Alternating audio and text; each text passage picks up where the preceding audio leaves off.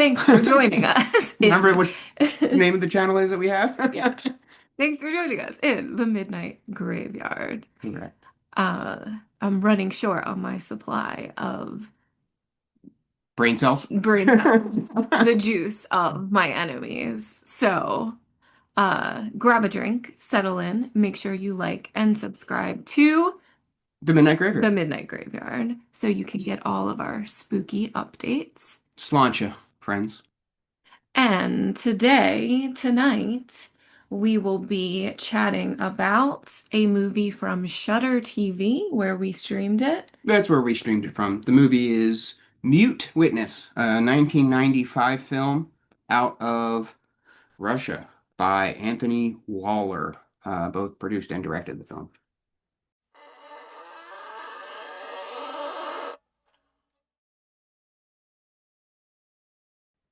Yes, so this movie was interesting, Yeah, a little uh, different.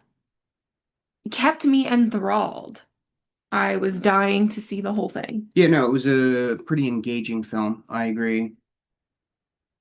It's not it's not an easy movie to put on and not pay attention to. I struggle sometimes with like ADD stuff, paying attention even after I'm like, yeah, let's watch a movie and we put something on.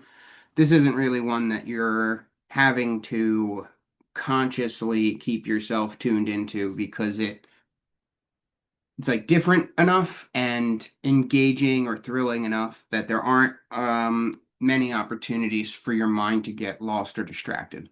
At Yeah. least that was my experience. Yeah, no, I agree. Also because it was unclear where we were going with it. There were so many curveballs thrown in. It wasn't a supernatural horror. It was like a murder mystery type of horror, and it revolved around a film set. So you're, watching a movie while watching a movie, Yeah. or the making of a movie. Yeah. Um, and then our main character is mute, and so that adds a different element to the events that are unfolding, where there's some limitations and some added fear of like anticipation. Like my shoulders went like this because it was that intensity of like Well, not just mute, but like Stranger in Strange Land, right? Type of thing. She was an an American. American mute in Russia. Yes. So there's another layer of like I am out of my element that adds to the like suspense, I think. At least it did for me. Yeah. Yeah. And the piece to it that was fun was she was responsible for the blood spattering scenes Right. on set. And so the reason she was in Russia was to support this American rising filmmaker funded by his wealthy father. And she was there to support those scenes that would involve blood spatter because it was making of a horror movie. Um, and you see kind of her be dismissed and almost invisible, even though she is highly regarded in that specific field as doing phenomenal work. But because she is one, I think, a female in Russia, Yep. American in Yep. Russia, Female, American, mute, and it's like you couldn't count less to these guys. yeah, Like they like barely see you. it was very, very obvious, and that was, I think, intentional. Yeah, that vulnerability plays well into the like questioning of the film because most of it involves like something's going on, it seems like that shouldn't be, but we're not, as the audience, not sure for most of the film what is happening. And that's Hmm. where a lot of the suspense and horror comes from. And they did a very good job, in my opinion, at executing that approach or plan. Um, like I said at the beginning, I didn't have much time for my mind to like to wander or get distracted, and it is always trying to do that. You watch these videos, you'll see me not paying attention sometimes. I'm trying, I just can't. Um, Another piece that what you were saying made me think of is the like zooming in and the music of the eyes when someone was uh being axed Right. and it was like very dramatic, very old school and intentional. I don't Mhm. know, I don't think it was meant to be humorous, No, probably not. but just because it's an older movie, this type of style did come across as like funny and Yeah, ridiculous, somewhat. but it was repetitive throughout the whole movie that you knew it was purposeful and that it wasn't meant to be funny. It was meant to really like hone in on that. Like, and so it was this like the look of fear and uh I guess like Panic. terror and panic, yeah, and like immobility of, my life's about to be over. There's nothing I can do, but you are watching it and you're looking in my eyes and seeing it. That was interesting and that was carried throughout the entire film. Yeah, no, I agree. The cinematography um played well with that approach of sort of like questioning anxiety or terror or panic. Um I remember a couple of those like quick zooms where they're like jumping from a wide shot to like right up on somebody's face or looking into someone's eyes. It is done very well Hmm. and does add like a nice like underline or highlight sort of to the scene where there isn't like much room for you to not sort of pick up what they're putting down. Yeah. And essentially the movie starts off with our main character witnessing um, a murder after being locked in and left behind on this movie set. So again, like reiterating that she is being dismissed. Nobody even knows that she was left behind Right. and locked in there. They don't even realize she's on set when they're carrying out this crime until she knocks something over on her running away. And then they hear the noise, and so it begins this like chase to find out who's there, what they've seen, and get rid of her, as well as there's been evidence of this crime that is lying around. And then, kind of because it's like movie production and in Russia, there's a lot of people involved that aren't who you'd think they would be, type of thing. Yeah. Yeah. I mean, they have, at different points, she does try to reach out to the authorities. That's Hmm. part of what makes the film so engaging is that, like, for a fair portion of it, she's sort of walking around this crime scene with Russian authorities, trying to explain, like, no, no, that wasn't like that. Like when I saw it, it's now different than what I experienced when I was there in that elevator shaft, um, or whatever. And it definitely like adds to the thrilling suspense Hmm. like of the whole thing Hmm. because as an American I don't obviously I've never been to Russia. I have no idea how their law enforcement officers work.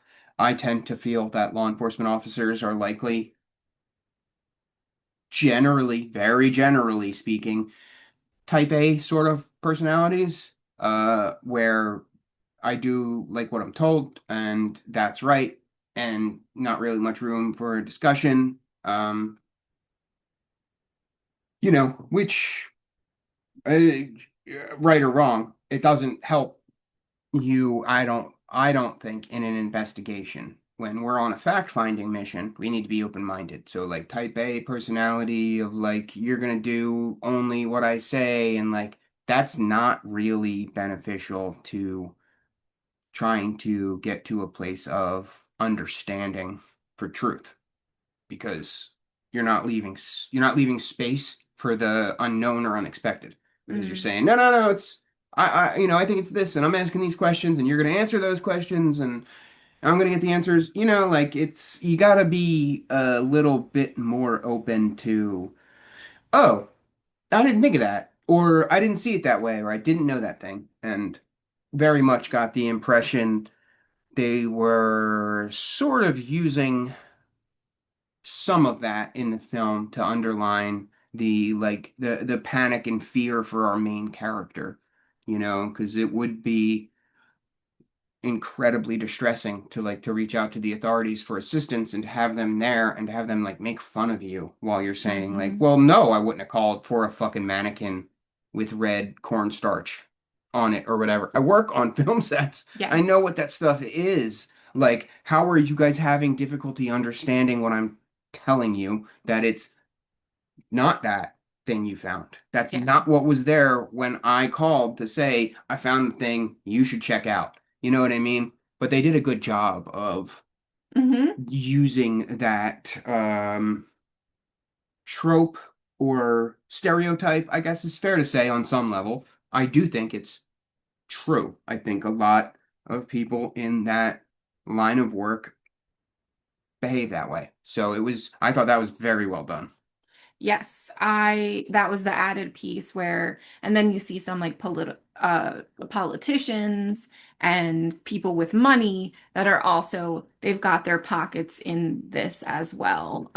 So there's a lot of layers to that, which I thought was well done, and it slowly unravels as you're watching it. And it's these like many competing interests, Yes, right, that are fogging the situation for the people in the story. yes. And I think that's a great sort of parallel to just the world and people. Very often conflict comes from miscommunication or misunderstanding, I think. Mm, I think if we were able to understand or communicate at a higher level, a lot of the like suffering and violence that the world suffers, it simply wouldn't, right? Because no, well, no, I don't, I'm, unless you're like sociopathic, right? You aren't getting pleasure or anything good out of hurting other people. And so, yeah, well, let's hear each other. Let's try to work together.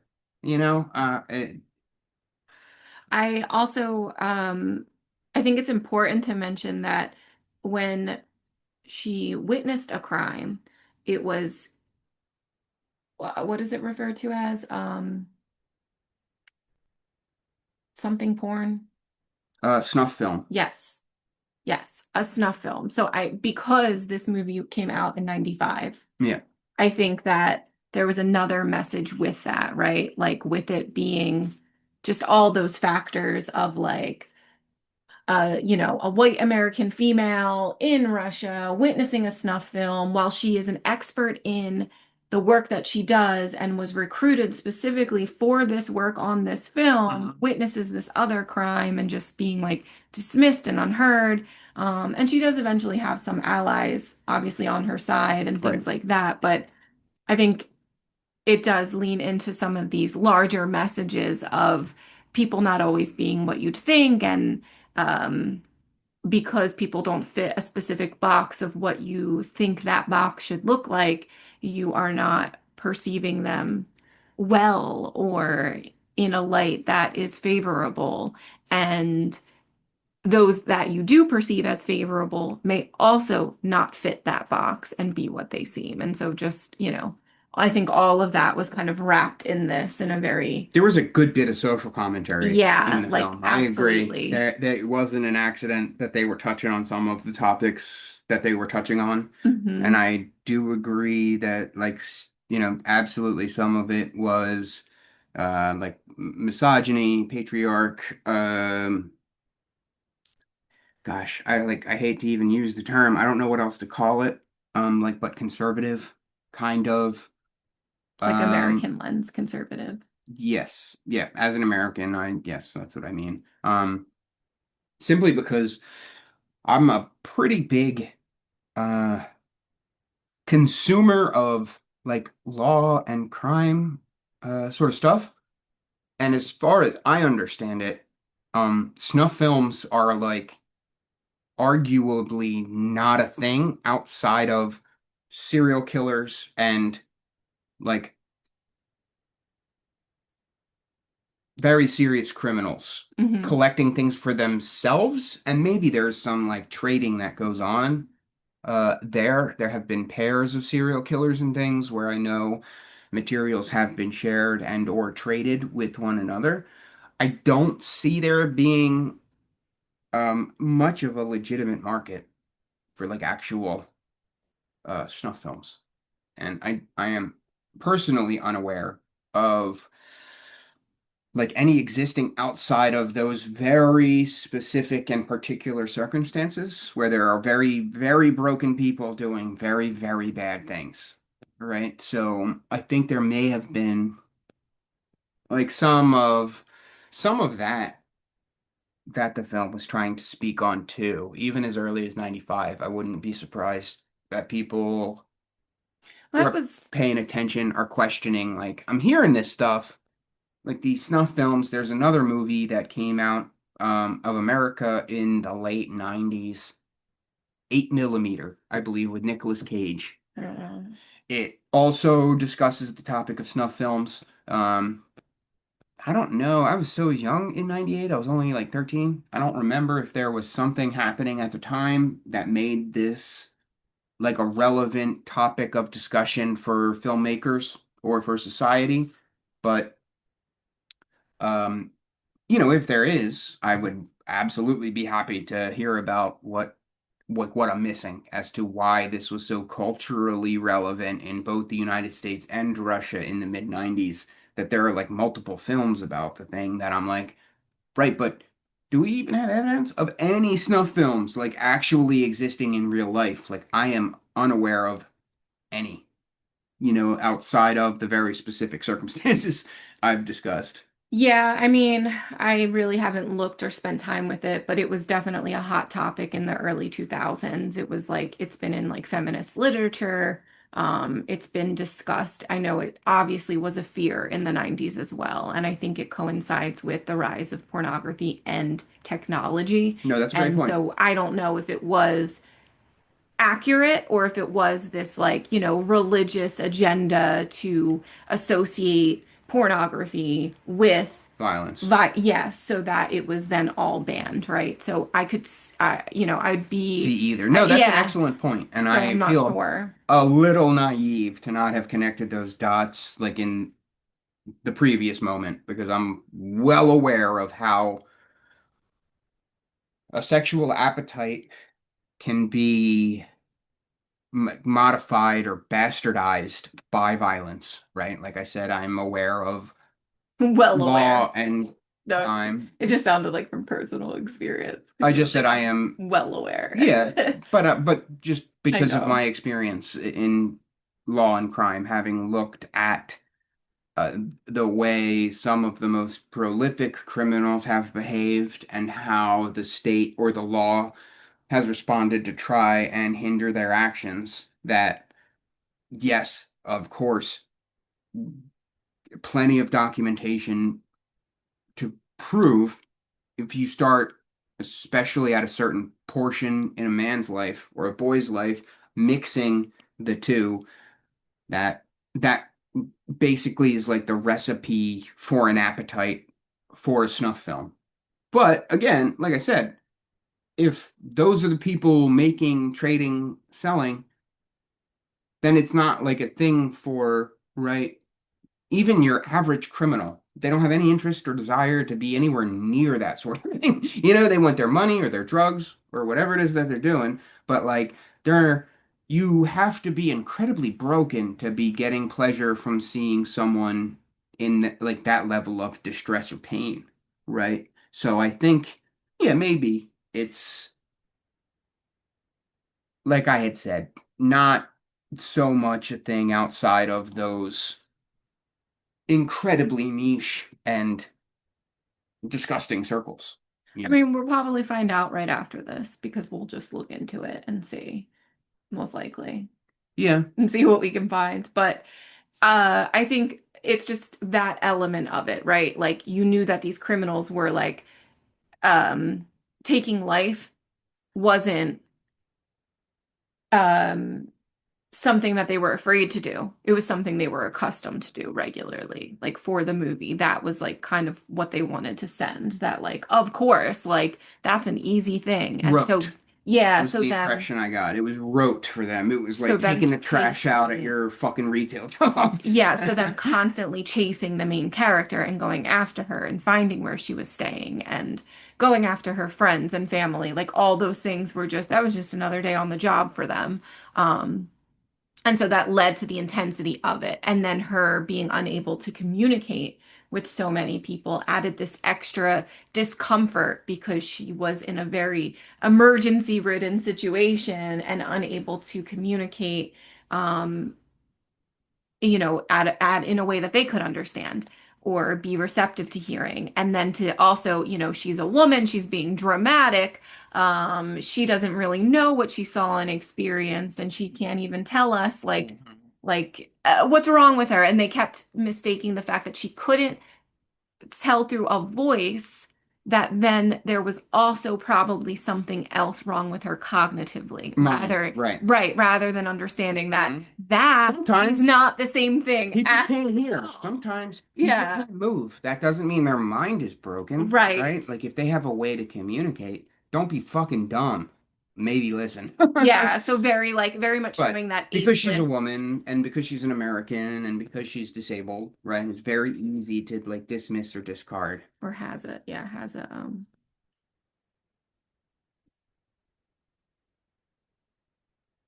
difference essentially. Right. But yeah, so anyway, I think that all added this extra pressure to it, this like uncomfortableness that added to us not being able to look away. Like we were so invested in this Yes. movie.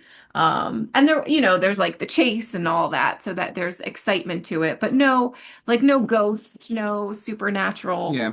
like things like that. Yeah, I'd absolutely classify it more as a thriller than like a horror, but it is Like pretty horrifying. an action thriller. Yep. And not even much gore either, which No. is Yeah.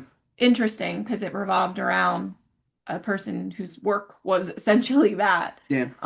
But yeah, so I think we kind of like randomly picked it out and put it on, Hmm. and it did not disappoint. Yeah, it's worth a watch. I'd give it what, 4 skulls out of Yeah, I 5? was thinking between 4 and 4.5 out Yes. of 5, which is I think really solid rating Yeah, and worth a watch if absolutely. if you have Shudder or want to find it streaming elsewhere. I Yeah. would say give it a go. It's good. It's engaging. It's like creepy enough for me to count as a sort of like horror film, even though it doesn't have some of the classic horror vibes. It does so well at the thriller, uncomfortable sort of approach that it, in my opinion, absolutely classifies as like a solid horror film to like stir up some of those emotions. That's a lot of what I'm doing when I'm wanting to watch horror is to like feel strongly, whether it's fear or disgust or anger.